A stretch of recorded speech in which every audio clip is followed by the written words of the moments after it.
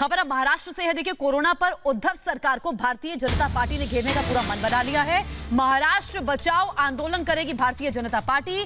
BJP लगातार कह रही है कि उद्धव सरकार आंखें बंद किए बैठी है, लेकिन महाराष्ट्र में आंकड़ा लगातार बढ़ता जा रहा है, जिसका विरोध हम जताएंगे। आज बीजेपी आंदोलन करेगी क्योंकि दिन ब दिन स्थिति खराब हो रही है और महाराष्ट्र में आंकड़ा देखिए 35,000 के पार मरीजों का पहुंच चुका है। जहां देश में सबसे ज्यादा अगर कोई राज्य प्रभावित है तो वो है महाराष्ट्र। महाराष्ट्र में संक्रमण का आंकड़ा बहुत तेजी के साथ ग्राफ इसका बढ़ता हुआ 3 तस्वीरों को आप तक पहुंचा रहे हैं। 35,000 के बाद पार पहुंचा। बेकाबू हालात है महाराष्ट्र में कोरोना संक्रमण का। निशाने पर उद्धव सरकार, बीजेपी ने घेरा है। एक रिपोर्ट आप तक पहुंचाते हैं, नजर डालिए। की आजही देशात विशेषतः महाराष्ट्रामध्ये रुग्णांची संख्या वाढते आहे। मुंबईमध्ये वाढते आहे, ठाणे परिसरात वाढते आहे, पुण्यामध्ये वाढते आहे, संभाजीनगरमध्ये आहे, नाशिकमध्ये मालेगावमध्ये आहे। या ठिकाणी रुग्णांची संख्या वाढते आहे। देश भर में खासकर महाराष्ट्र में कोरोना संक्रमितों की संख्या लगातार बढ़ रही है। मुंबई, ठाणे, पुणे, संभाजीनगर, नासिक, मालेगांव, इन सभी जगहों पर संक्रमितों की संख्या बढ़ ही रही है।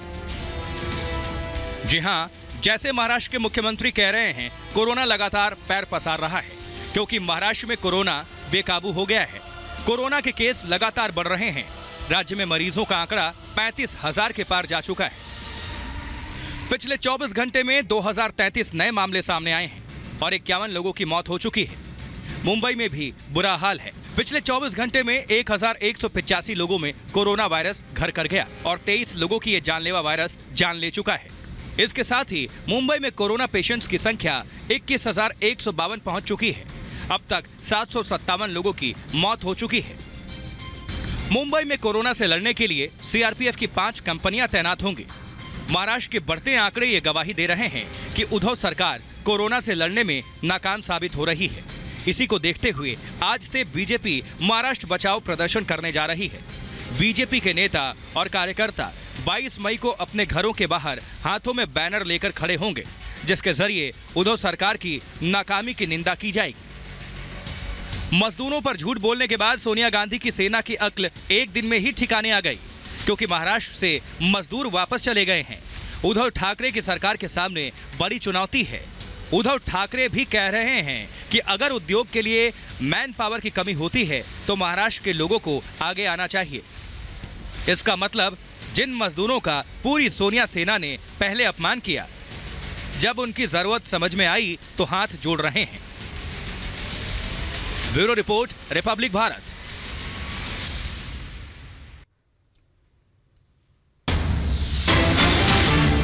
महाराष्ट्र का आंकड़ा लगातार बढ़ता जा रहा है और ऐसे में बीजेपी अब उद्धव सरकार को घेरने की पूरी तैयारी में है। बीजेपी कह रही है कि सरकार ने तो सब कुछ भगवान भरोसे छोड़ दिया। इतनी समस्याएं राज्य में मुंह बाए खड़ी हैं, लेकिन सरकार आंखें बंद किए बैठी है। सरकार कोई निदान नहीं निकाल रही है, ये भारतीय जनता पार्टी कह रही है। और आज से बीजेपी महाराष्ट्र बचाओ आंदोलन भी महाराष्ट्र में करने की पूरी तैयारी में है।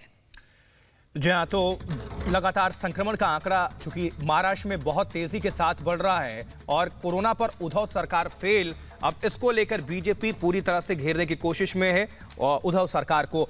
इस खबर पर अपडेट हासिल करेंगे।